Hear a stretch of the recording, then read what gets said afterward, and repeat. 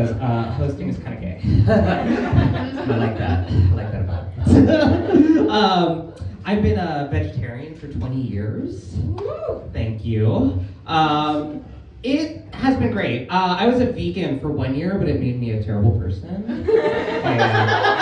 And you know, like, I didn't really like miss meat because you actually get a lot of protein from inconveniencing the ones you love. It's fun. But I recently found out I have high cholesterol, so I started eating fish. So that means I'm bisexual now.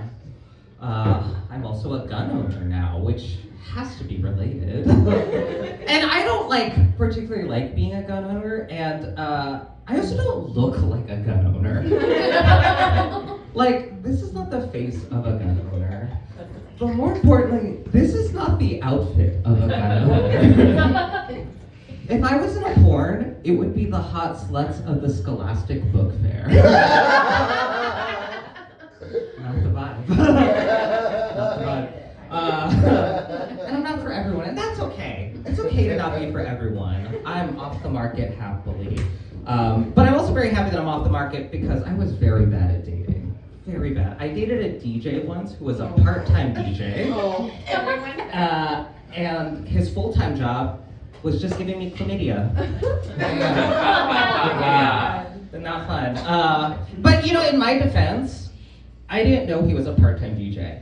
I kind of just thought he was homeless. And it was actually worse that he was a DJ. You know, I had a lot of Katy Perry. And that's not her audience, so that should have been my cue. I dated a guy once who referred to me as a horse of a different color. Yeah, the racism on that's weird because it's a Wizard of Oz reference. Yeah, and we dated for 6 months after that because he was packing. And he was packing a very, very sizable HBO subscription. And Game of Thrones was at its peak at the time. So I was stuck around for that, but because I love myself, I broke up with him after the season was over. Yeah, I don't know. Dating for me was really tough. I got bad vibes. I got asked to do race play a lot. Way more than any one person should. And so if anyone has an Etsy witch they can recommend, to white people in the audience, I can find me after the show. And race play for me, unfortunate, because I'm not here to race play. I'm here to race win.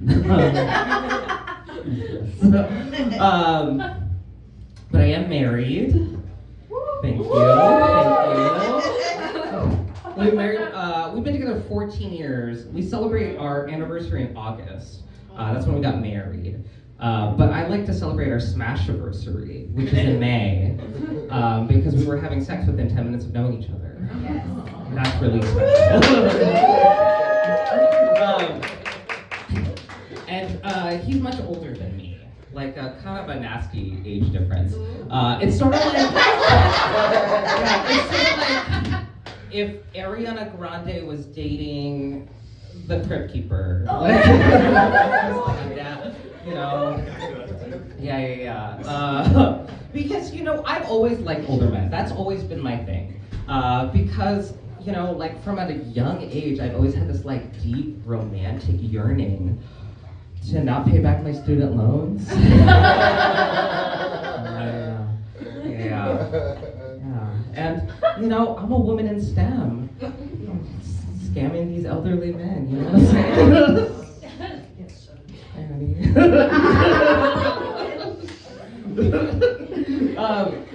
But it's great. He's white, but we're working through that.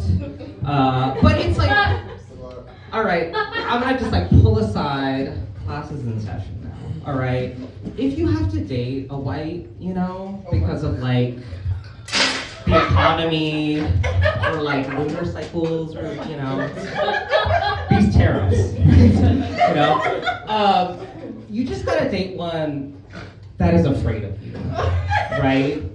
You just gotta date one that's afraid of you. And it's like there's like a very simple mnemonic that you can do, right? And it's it's W B Y YP. It's the energy where it's always, what do you mean, you people?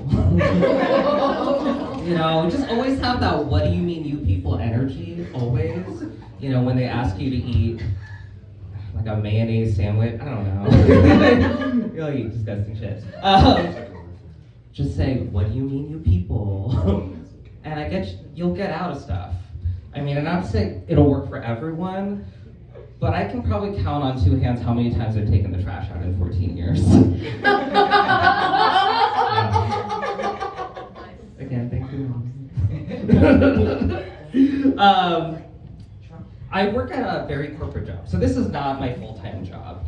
I'm an accountant, but not a spicy accountant, just like an actual, like with the numbers. That's what I do. But it was weird during the pandemic because everyone was like, "Oh, you're an accountant," and I'm like, "What? Why is there an inflection at the end of it?" No, just an accountant. And I am like a manager, like I manage people, which is like crazy because like people's like careers and livelihood are like tied to me. And I'm just like not made for the corporate life.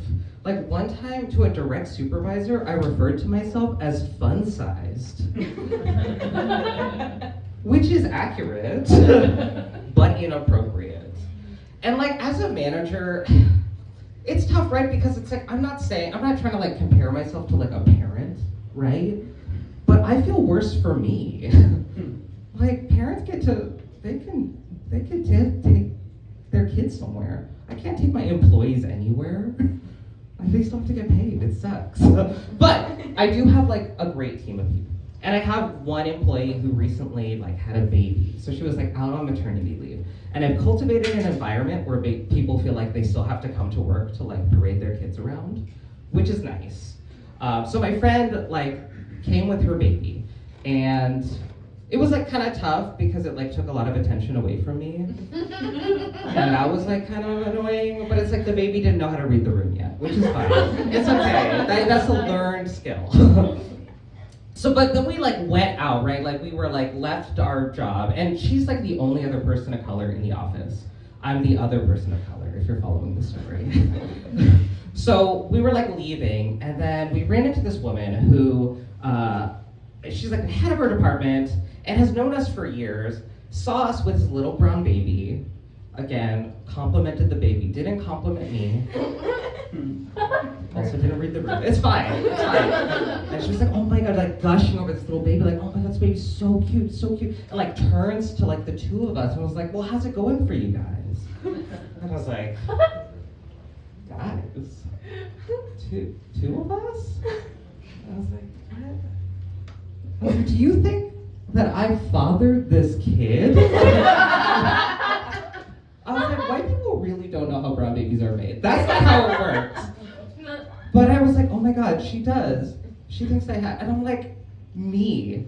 I'm like a biblically accurate faggot. Like, I am both audibly, visually, spiritually, and probably geographically gay. And you know what this woman's crime was? She's too progressive. She's way too progressive. At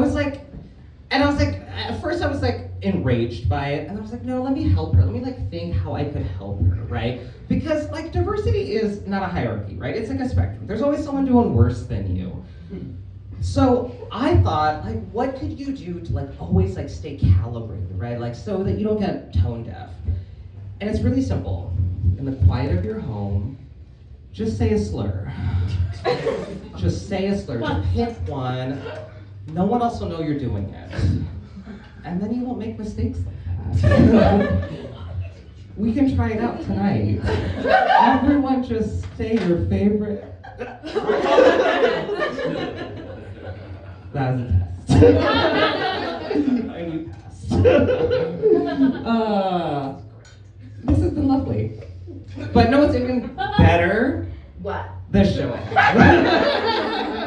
All right, we're ready to have some fun.